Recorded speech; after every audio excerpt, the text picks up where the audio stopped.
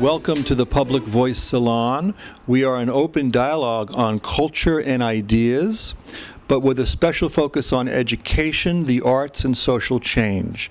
My name is John Braden. I'm an author and also an educator. And we are so delighted today to be in the home of Bennet Kremen in Chelsea, in Penn South, this amazing housing complex that was built during the labor movement upsurge of the 1930s, originally as housing for the garment workers. And we're with Bennet and his friend and our friend, Anthony Haden-Guest. And you're not going to meet two more charming, erudite, interesting gentlemen who are genuine personalities in a time when I think we're seeing an erosion of personality in our world in terms of the corporatization of just about everything and people studying finance and studying narrowly. These are humanistic men. These are writers. These are well-traveled gentlemen. And it also speaks to Bohemia, to Greenwich Village, which was once basically the epicenter of this bohemian way of life, of where artists could walk around and live relatively cheap rents, and writers and activists and intellectuals could bump into each other in the street, and that's fading out. So this apartment itself is a repository of bohemian values with the books on the shelf, and we're going to walk through the apartment a little bit, but we're going to start just with an open dialogue. And here is Bennet. Well, thank you very much, John. First of all, I want to say I'm really honored to be here with Anthony. Anthony is one of our remaining literary treasures, journalistic treasures in America. Anthony wrote a book about Studio 54, which was an infamous place where you would find bohemians and you would find right-wing madmen like Roy Cohn, and you would find Donald Trump chasing girls or whatever he chases around. So Anthony wrote the book about that situation, and maybe he'll get into a little bit what it's about. Glad to be here with Anthony. I'd just like to say that I grew up pretty well acquainted both with Greenwich Village, because my dad lived here. He was working in the UN. That was his adult career. And I grew up in Chelsea, London, which is the British equivalent. And I'll just quickly say that back then, there was a kind of an upper class, a ruling class, and there was a Bohemians. Bohemians were artists, writers. There were a lot of dropouts and from the upper class, a certain criminal element and all of that.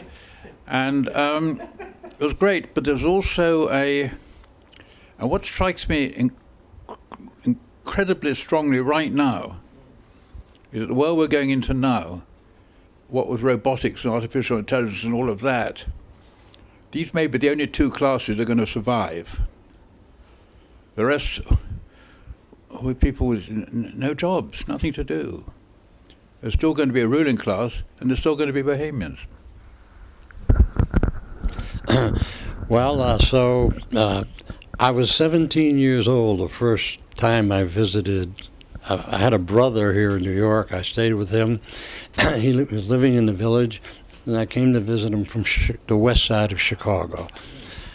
It was like walking into a fairyland. I couldn't believe what I was seeing. It was so out of anything I had ever experienced in everyday American neighborhood, big city life. Things were talked about there, things were going on there. I couldn't believe my eyes. It's what, after I finished college, it brought me back to New York, the village. By the way, Anthony, did you remember a place downtown called the Open Door? It was a jazz club. Yeah. Do you recall it? No vivid memories of it, but I certainly remember the name. Remember the name? Yeah. Or something, give an anecdote about it, and just to show what. Well, I was a young kid. I found the open door. I later got to know the owner. His name was Bob Rodney. He was a jazz critic for the Village Voice. He started that place. Sawdust on the floors, open all night. You know, the old Village. One night, when the nightclubs closed on 52nd Street, where all the jazz musicians were, all of those places, and you had Charlie Parker, Dizzy Gillespie, all those guys making their money there. When they wrapped up at 3 o'clock in the morning, they came down to the Village, went to the open door, then they really started playing.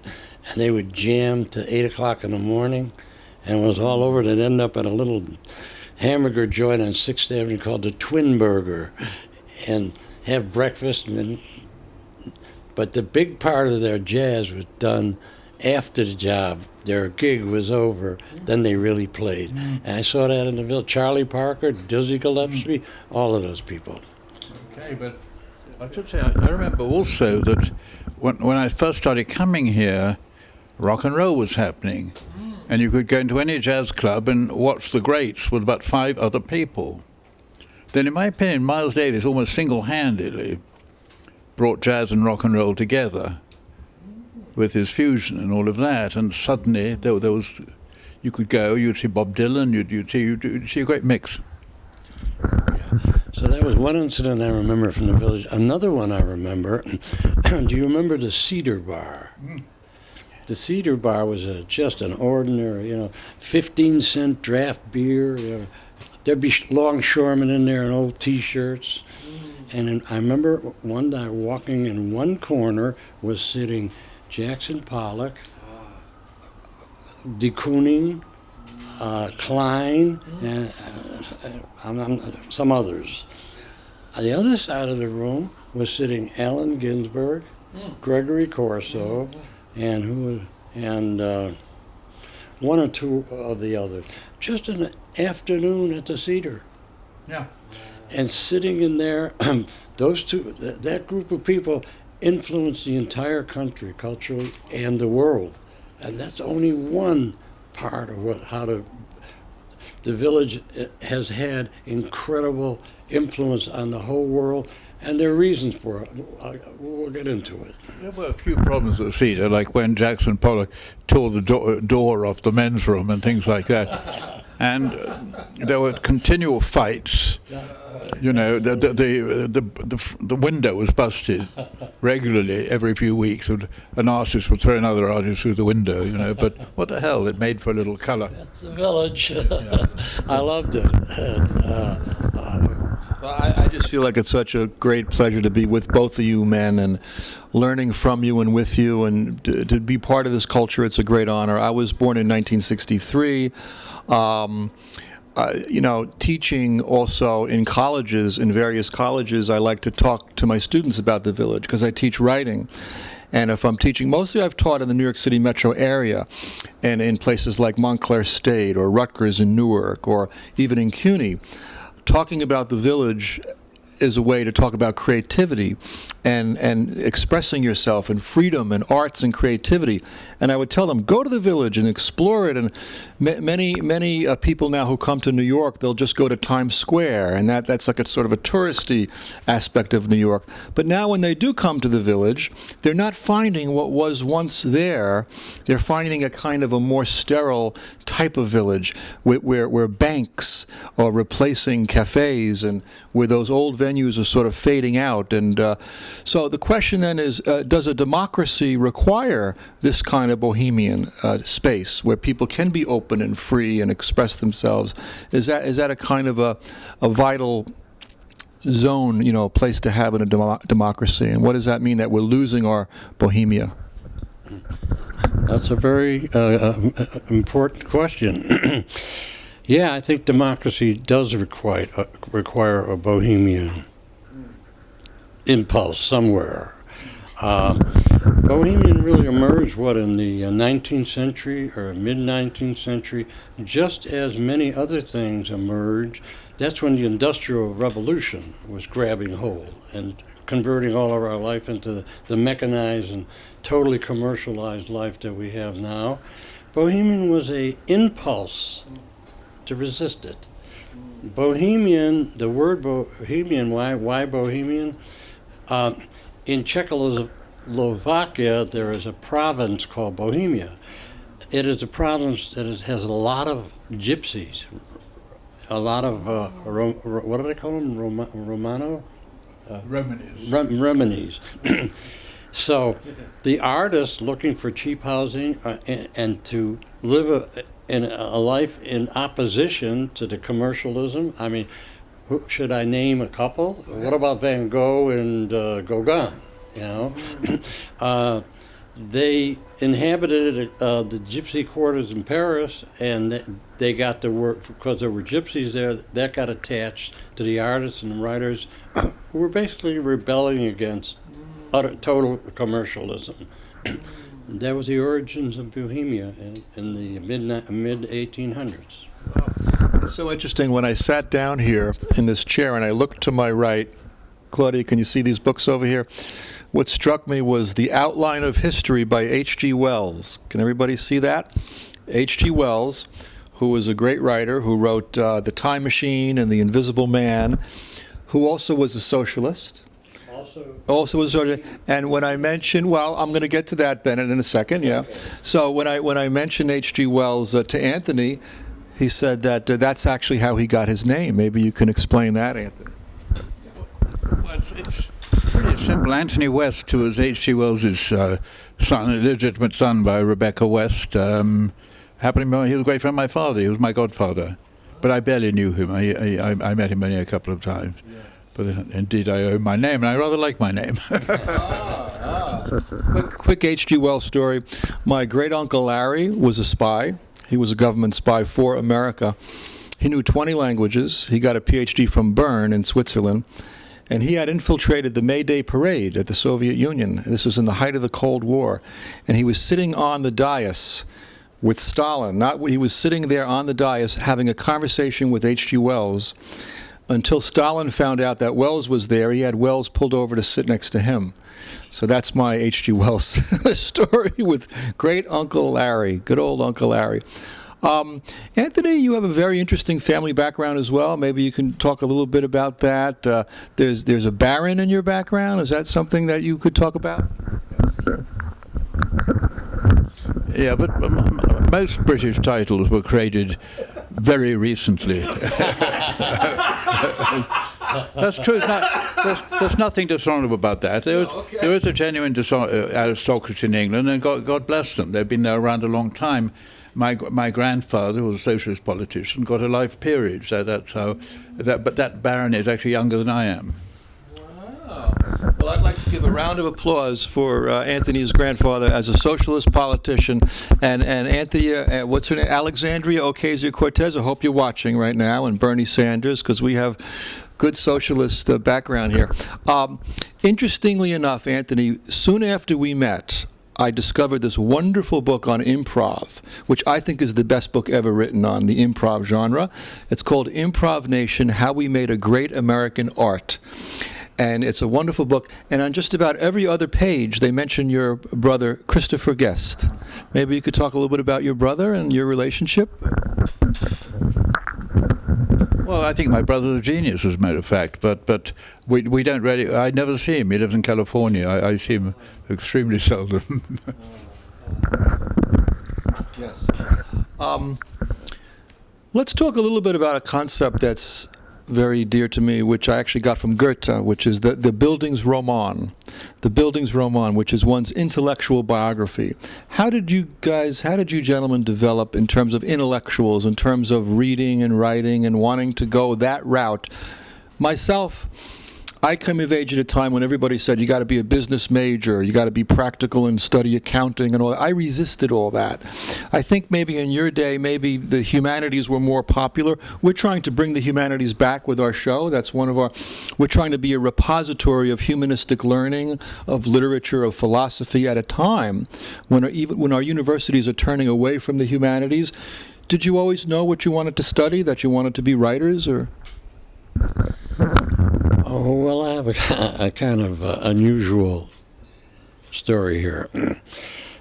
When I was a kid, I still have it, I had a severe dyslexia. I only found out that diagnosis. I was 40 years old, reading the New York Times, and I said, I read about, there's a new classification of people who have these kind of problems. It's called dyslexia. And I read it, and I said, that's me. I gave the symptom. Wow, that's what it is. I always knew there was something wrong, but I didn't know what it. The diagnosis when I was a kid was dummy. Okay? Yeah. So I had to deal with that. So I dropped out of school and hung around the neighborhoods and had to find my self-respect in some other way because I wasn't going to get it academically. There are other ways to get self-respect. So I found a rather, questionable one, but I had to as a teenager. Can we question it? Can we question it? Yes, okay. Well, I grew up on the west side of Chicago. Oh. And Microphone closer. You gotta go right there. Okay. yeah, the west side of Chicago when I was growing up was Al Capone's neighborhood. Oh. All right? So I dropped out of school. It was a neighborhood of Irish, Italian, and Jewish Well, they people. never pinned one on you. So I couldn't hang around with the kids who were getting good grades in school, upwardly mobile, going to college. Where was I going to hang around? The Irish, I didn't have as much affinity as I did with the Italians for many reasons. I love Italy, but I even knew it then. I liked Italian. So I fell in with the Italians in the neighborhood. And they were, some of them, now remember I was hanging around not with the nice Italian boys who were going on to college, I was hanging around with the Italian boys who weren't going to college. Right. So I That's had another that experience. Well, it Wow. reached a point that was very dramatic, maybe for another time I'll go into Yes. it, where I had to either go into that life Yes. or get out of that life. Wow. And there was an epiphany, and I got out of that life. Was that the bit where you were going to prick your finger? You got to Okay. be Italian to get No. your finger All pricked. right. No, they don't do it. Can you- There's a ritual in the mafia, and that there's stuff that goes on in there. And a part of the ritual is at one point they prick your finger with a drop of blood, and you become a blood brother. You guys are dangerous to hang out with. Claudia, help me. These guys are going to corrupt me. Well, he mentioned it in Chelsea. You got that element in Chelsea and Bohemia in England. Also in the village. If you don't think that the mafia relationship to Bohemia in the village is a very important one, a dynamic one, and added a lot to the dynamism of the village. But that's another story. So I had an epiphany, and I said, Jesus, look what I lived through. And I said, gee, I wish I should write a book about that. I could hardly write my name. And that began a very strange odyssey, and here I am. Well, just Anthony, yes. Bennet, I just want to add something to what Bennet said, that in my experience, if you ask any artist or writer, there's three pathological conditions that almost all artists and writers have at one degree or another. One is dyslexia. I got mild. You have it? I have mild numerical dyslexia. The others are obsessive compulsive disorder and attention deficit disorder. The painter John Baldessari once told me, he said, artists are people who are easily bored. Who told you that? John Baldessari. And no, most artists have these conditions. Get bored easy, right. Sure, so you find something new to do. Absolutely. You can't. Bennet. Only the person with the microphone Yeah. here, yeah. Anyway, when I was at college, I found my career not by what I desperately wanted to do, but finding out all the things I couldn't do. And I would say when I was at college, I was very struck when a friend of mine became a banker, because I was at Cambridge. It literally was not part of the dialogue when you were there. Nobody talked about going into business. And then I remember when business became, when it hit in the 60s, when suddenly there was a group of rampant young entrepreneurs in London who were called asset strippers. That was a very fashionable thing back then. I'm sure it's called something else now, but I think asset stripping is probably what it's all still about, really.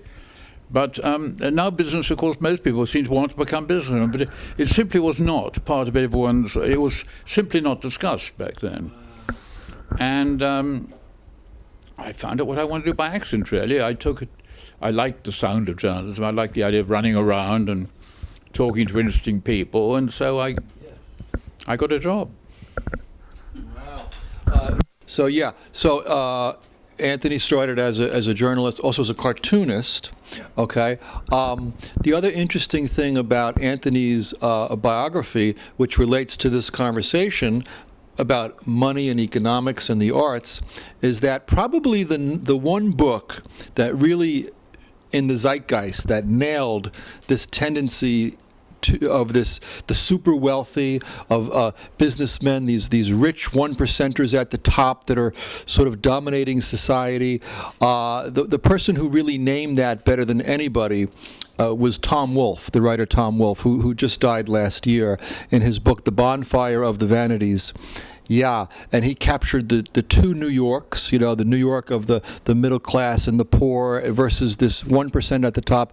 And Anthony actually, not only did he know Tom Wolfe, but he was actually, there was a character in that novel based on Anthony.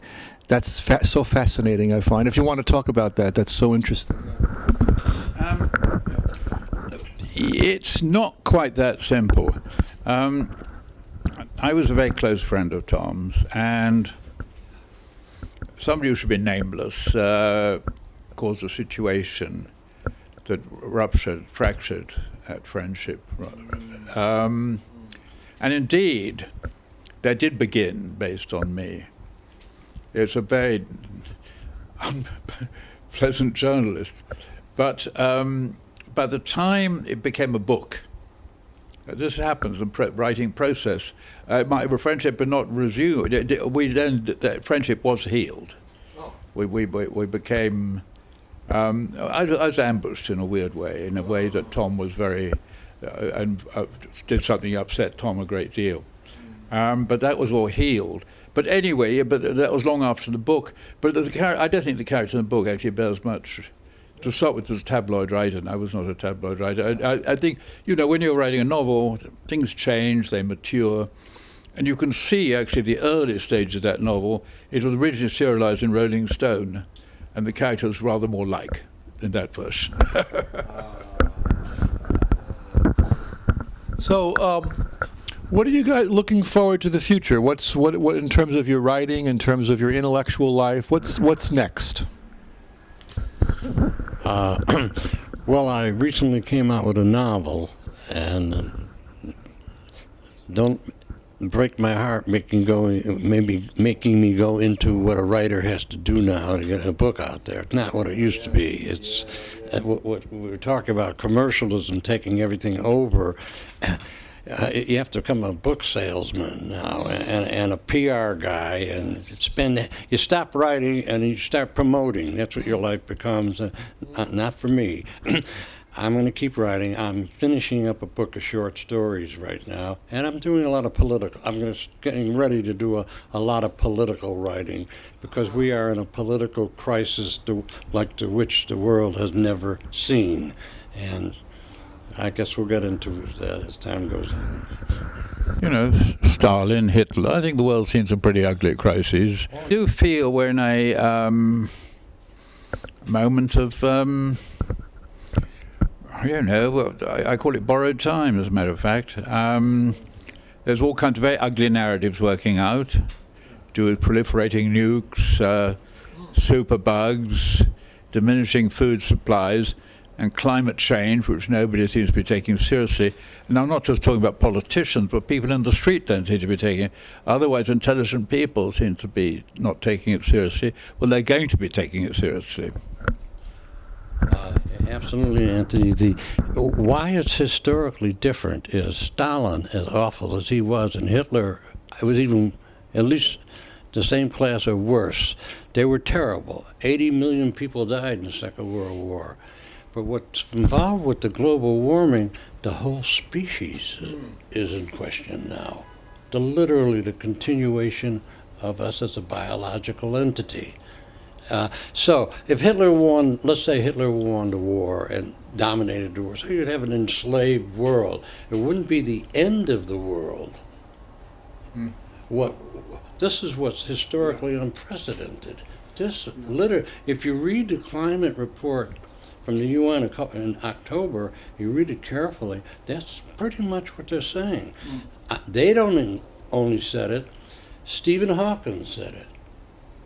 Don't look at me. I'm not the bad guy. He said in effect that we may only have another 100 years to go. If.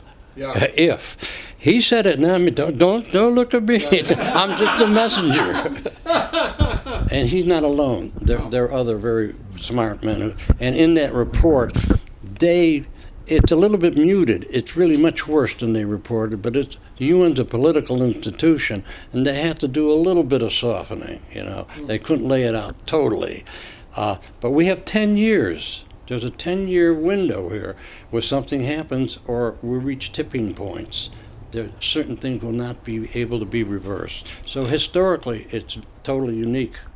I think of books like Brave New World. I think of books like 1984, predicting these apocalyptic situations. There was the book Fahrenheit 451, in which they actually burned books. They had these firemen going around finding books and burning them. So civilization, to survive, were like these little isolated tribes huddled around the book. People keeping alive what the literary life is, what literature is. The question should also be considered about nuclear weapons that could eradicate life on the planet in 1 second, We have a president of the United States, Donald Trump, who we wonder about his stability in terms of his finger on the nuclear button. So what then is the role of the writer in a time of political crisis? What is the role of a writer in the age of Trump? How responsible are we for this? Or, do we always have to write about politics? Or how do we deal with the political question in our work, in our writing?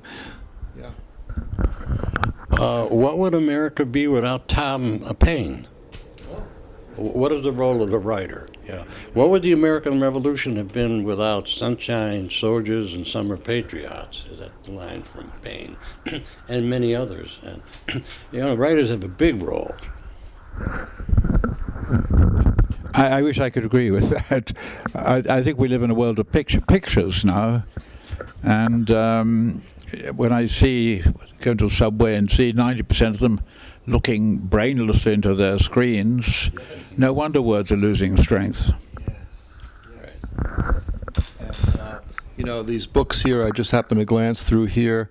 Right underneath H.G. Wells, there's a John Updike, author of Couples.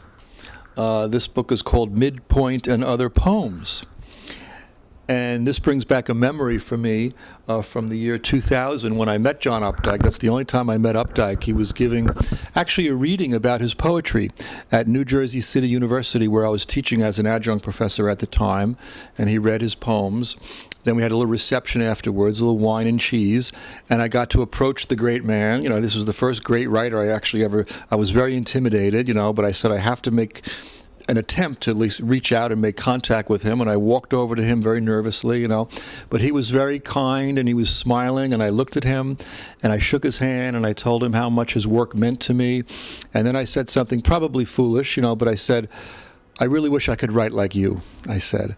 And he looked me in the eye and he said, you have to write like you, which almost sounds like a cliche, but I think Updike is incapable of a cliche. He takes the ordinary and he makes magic out of it. So to me, writers do that. Writers take the ordinary and they make magic out of it. Some could be political, some don't have to be. Updike was not particularly political. Jane Austen was not political. She sort of bought into the system and society as it was. And now I'm reading a novel by Saul Bellow. You talk about Chicago. I'm reading Herzog by Bellow. Bellow is one of my favorite writers. writers as well. And the work that I'm doing now, the writing I'm doing, is very hard to classify. In fact, I call it unclassifiable. It's kind of a mixture of politics and memoir and education philosophy that's very, very hard to classify, and therefore hard to market. I find when I try to approach book publishers, they only care about money. They care about how much is this going to make them, and I think that's a very dangerous tendency for our society. Well, yeah, money dominates publishing now, like I've never seen it ever. When we were younger men, there was a noblesse oblige in publishing. You know, Simon and Schuster, they felt they had some relationship to the tradition of literature. If you look into some of their backgrounds, things they said, even though they would take a chance on a few writers because they wanted to develop writers. That's dead as a doornail now. You come with a guaranteed bottom line. It's like the shoe business now. You know, what's your distribution? Or I don't want to talk to you. Like writing is shoes or basketballs or hammers and nails. They're not exactly. It's product. That's the big word now. Products. What's the product here? Hey, what's the product? The product is our mind. Right. I'm not totally right. I just want to. T.S. Eliot was talking to his publisher, and his publisher, T.S. Eliot. T.S. Eliot, okay. And his publisher said fretfully, Tom, he said, I think all publishers are failed writers. And T.S. Eliot said, so are writers. Oh, that's wonderful. Wow. Well, the phrase that I've developed, I call it the publishing industrial complex. Very similar to the military-industrial complex, the corporatization of our media. It's what's in it for me, how much money can we make, and I think it's wrong. The good thing about Amazon is that you can self-publish, and I am a big fan of self-publishing because I have self-published 15 books. 15 books, yeah. And one of my books that I self-publish is titled A New Theory of Fame, because I think fame itself has gotten out of whack. And I think a lot of the wrong people are famous. And we have to, Kim Kardashian, Donald Trump. Donald Trump would not have become president if he wasn't famous first. So I think we have to take a serious look as a society at who do we raise up for recognition. And there's something which is, I would call it deserved recognition versus fame for the sake of fame. Does that make any sense? Or? Donald Trump is a feverish output of the celebrity madness. Absolutely. I always worried about it, and my worst fear is that this kind of crazy world of celebrities going to sink us, and it looks like that's what's happening. Again, I don't wholly agree. I think there have always been celebrities for the wrong reasons. Highwaymen have become celebrities, murderers have become celebrities, and that's always been the case. It's not so much the celebrities, it's the world of social media. It's the world that enables it all. That is the situation. There have been many who worse than Donald Trump, in my opinion. I would think Richard Nixon was a lot worse. Again, back to Bohemia and what its role is. Its role is to stand up to commercialism. That's its history was a rebellion against the conventional, which was totally fastened to where we are now. It was heading in, something was sensed there, that there's something wrong with it. There is something wrong with it. The global warming is related to it, by the way. Industrialism wasn't an unmixed blessing. There's a very dark side. That was sensed by the Bohemians back in the mid-19th century. They're not the only ones that sensed it. There were other forms of suspicion about that direction. The Luddites. Remember the Luddites? They sounded, there used to be a term for idiot or foolish, a Ludd. Now I look at the Luddites a little differently. Where is our technology taking us, really? Yes. So Bohemia is a place where this is, it's where movements against it emerge, It was able to find some kind of fertile ground to otherwise you would have this blanket, no questioning of anything. And that's pretty much what's... The dying of Bohemian is not unrelated to the weakening of democracy. Connected. I want to talk a little bit about social life, which is something very important to me in my philosophy of life that we learn through dialogue. And, are we losing that also? I mean, Anthony, you were at the heyday of Studio 54 when the party scene was really at its peak. I actually had an interesting conversation once with Edith Kurzweil, who was the last editor of Partisan Review. She was one of our guests when she was in her late 80s at that time. We became friends, and she was living up in Upper West Side in her wonderful apartment, book-lined apartment. That was a bohemian enclave. And at one time, the Partisan Review was the epicenter of social and intellectual life in New York. That's where Sartre came when he first came to New York, and Camus. William Phillips picked him up at the airport. He was the editor of Partisan Review. Kurzweil was his wife, and all these dinner parties that were very frequent. And I said to Edith, "Do these dinner parties happen anymore?" She said, "No, they don't." I said, "Why?" She said, "Because nobody talks to anybody, and especially the left and the right, and nobody gets along, and they're not." So, what's going on with your own party life, and what's going on with party life and social life in general? Are we losing the ability to have conversations? I think that's one of my theories. Well, very fortunately, I met Anthony at a party recently, which reminded me of the old village, that party. The people there, the atmosphere, it was wonderful. And that was a remnant of what used to exist. Say who the party was. The party was at... you may recall that comic, Professor Irving Corey, a very delightful comic. Well, this is his son and his wife, and they have a Friday night get-together, soiree, dinner, a wonderful dinner, and they've been having it for years, and we met there. It was an absolutely wonderful atmosphere. There's not much of that anywhere else. Do you see, Anthony? Well, again, am I on? Okay.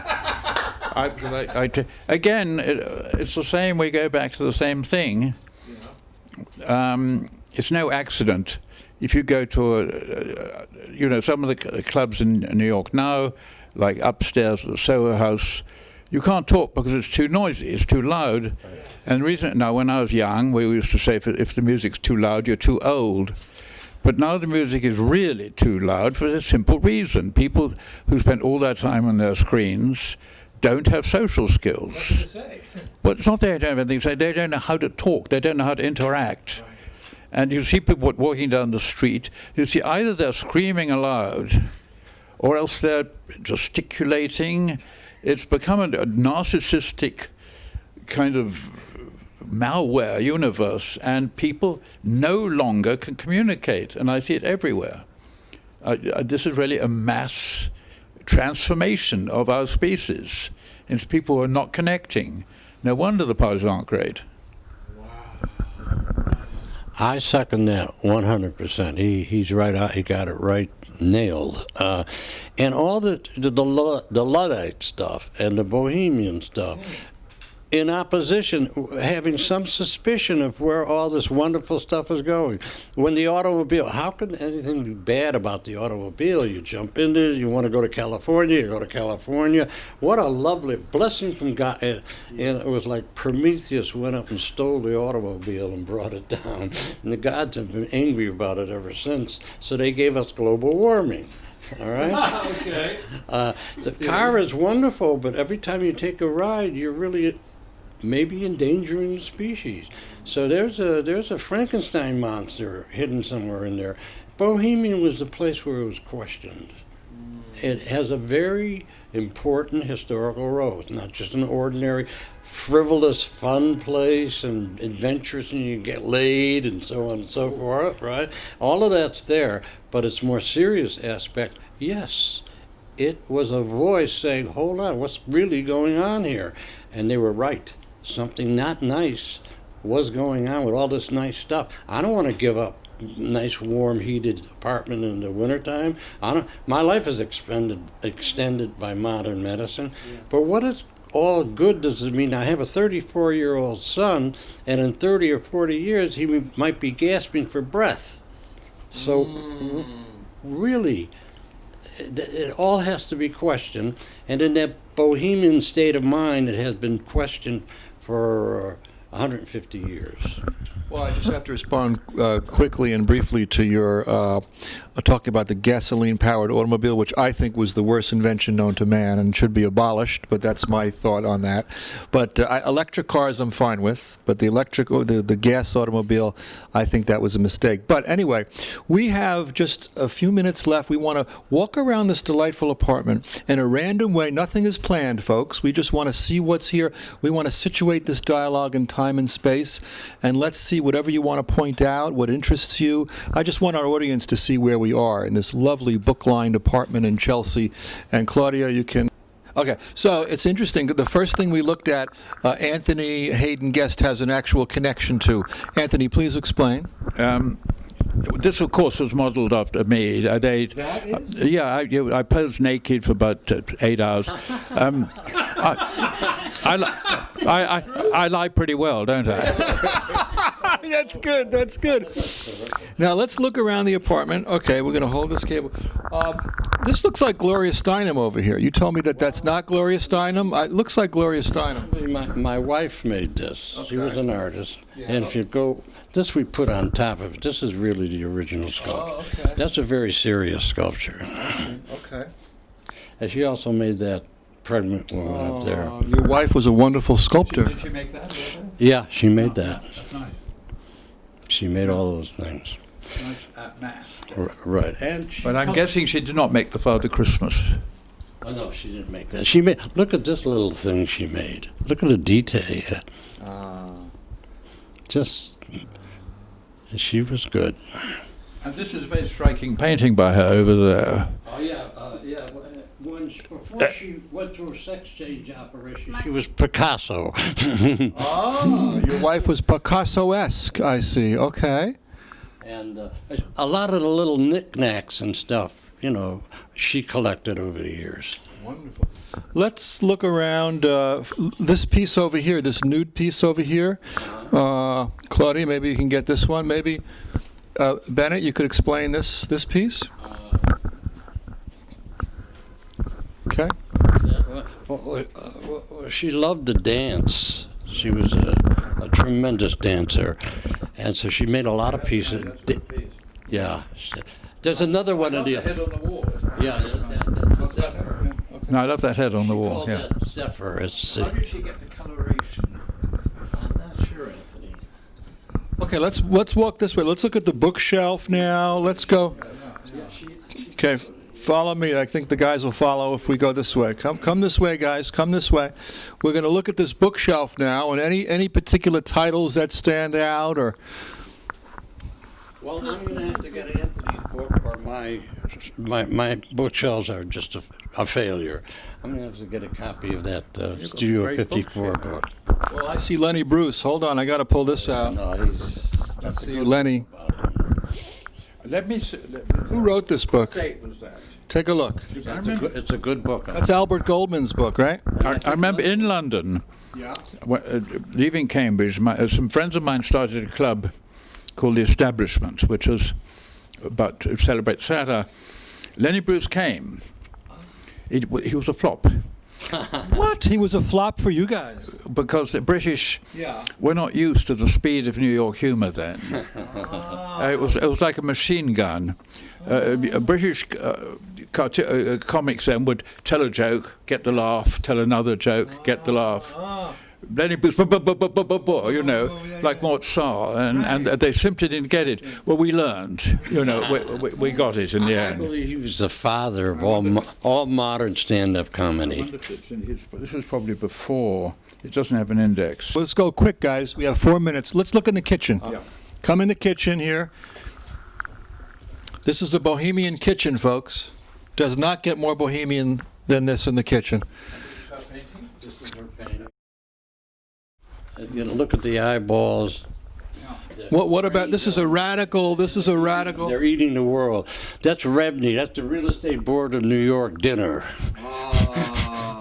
These are the plutocrats devouring the world, okay? Right. Let's go out of the kitchen now, and let's take a look at Charlie Chaplin on the wall. Good old Charlie Chaplin. Nice Brit.